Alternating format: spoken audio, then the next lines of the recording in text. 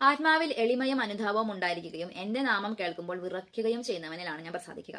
So എന്തെങ്കിലുമൊക്കെ ഒരു ആത്മീയതയിലേക്ക് വന്നു, പ്രാർത്ഥനാ ജീവിതത്തിലേക്ക് വന്നു, ഭക്തിയിലേക്ക് വന്നു, എന്നിട്ട് നമ്മൾ കുറച്ച് എല്ലാ ദിവസവും പള്ളിയിൽ പോകാൻ തുടങ്ങി, കൊന്ത പിടിക്കാൻ തുടങ്ങി, കൊന്ത ചൊല്ലാൻ തുടങ്ങി, പലതരം പ്രാർത്ഥനകൾ ചൊല്ലാൻ തുടങ്ങി.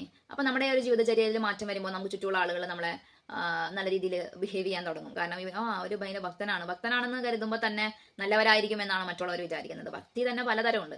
അപ്പൊ ഒറിജിനലും ഉണ്ട്, ഡ്യൂപ്ലിക്കേറ്റും ഉണ്ട്, എല്ലാം ഉണ്ട്. പക്ഷെ നമ്മൾ കുറച്ച് ദിവസം പള്ളിയിൽ പോയി കാണുമ്പോൾ നമ്മൾ അവൻ നല്ലവനായെന്ന് വിചാരിക്കുന്നു. സോ നമുക്ക് അവനെ ജഡ്ജ് ചെയ്യാൻ പറ്റില്ല. ചിലപ്പോൾ അവർ ശരിക്കും നല്ലവരാണെങ്കിലോ. സോ നമുക്ക് ജഡ്ജ് ചെയ്യാൻ പറ്റില്ല.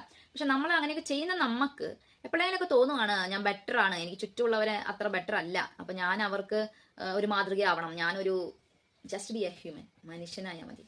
സ്പിരിച്വാലിറ്റി ഒരു ഇംപെർഫെക്റ്റ് ജേണിയാണ്. അതായത് പോരായ്മയും കുറവുള്ളവനുമാണ് കർത്താവ് വിളിച്ചിട്ടുള്ളത്. കർത്താവ് ബൈബിളിൽ പറയുന്നുണ്ട്, മാലാകമാരിൽ പോലും ഞാൻ കുറവുണ്ട്, സംതൃപ്തനല്ല, അവർക്ക് പോലും പോരായ്മയുണ്ടെന്ന് പറയുന്നത്.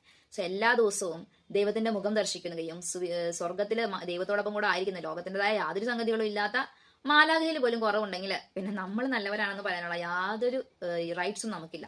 സോ ഇനി അഥവാ വിശുദ്ധിയിൽ ജീവിച്ചാൽ തന്നെയും, ഫ്രാൻസിസ് അസീസി എന്താ പറഞ്ഞത്, രണ്ടാം ക്രിസ്തുവായിരുന്നു. അദ്ദേഹം പറഞ്ഞു, ഞാൻ അർഹനല്ല, ഞാൻ കട്ടിലിൽ കിടന്ന് മരിക്കാൻ അർഹനല്ല, എന്നെ താഴെ കിടത്തണം.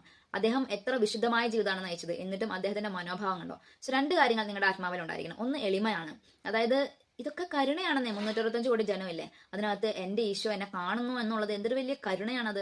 എന്തിനു കാണണം? ഞാനിപ്പോ 10 ചെടി നട്ടു, അതിലേതെങ്കിലും ഒരു ചെടി നശിച്ചു പോയി, എനിക്ക് വേണ്ട, എനിക്ക് ആ ചെടിന് താല്പര്യമില്ല, അതിനോട് എനിക്ക് എന്ത് കമ്മിറ്റ്മെന്റ് ആണുള്ളത്? അതിനോട് കരുണ കാണിക്കണമെന്ന് ചെടിക്ക് തന്നെ നിർബന്ധിക്കാൻ പറ്റും? അല്ലെങ്കിൽ ഞാനൊരു എന്തെങ്കിലുമൊക്കെ ഉണ്ടാക്കിയത്, ഞാൻ ക്രിയേറ്ററാണ്, അത് ക്രിയേഷനാണ്, അതിനോട് ഞാൻ സ്നേഹം വിശ്വസ്തത പുലർത്തുന്നത് ഒരു നല്ല ഇടയന്റെ സ്വഭാവമാണ്.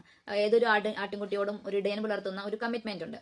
പക്ഷെ നമുക്ക് തോന്നൂലേ, അങ്ങനെ ചെയ്യാതിരുന്നത് കൊണ്ട് എന്തെങ്കിലും സംഭവിക്കുമോ? 99 എണ്ണത്തിനെ വിട്ടിട്ട് ഒന്നിന്റെ പുറകെ ഒന്നിന്റെ പുറകെ പോവാതിരുന്നിരുന്നെങ്കിൽ എന്തെങ്കിലും സംഭവിക്കുമായിരുന്നോ? അത് ആ ഒരു ഇടയന്റെ മനോഭാവമാണത്, ആ കരുണയാണത്. ആ ഒരു ബോധ്യം നമുക്ക് എപ്പോഴും ഉണ്ടായിരിക്കണം. പിന്നെ പരമപരിശുദ്ധനാണ് ദൈവം, പരിശുദ്ധിയുടെ നിറവ്.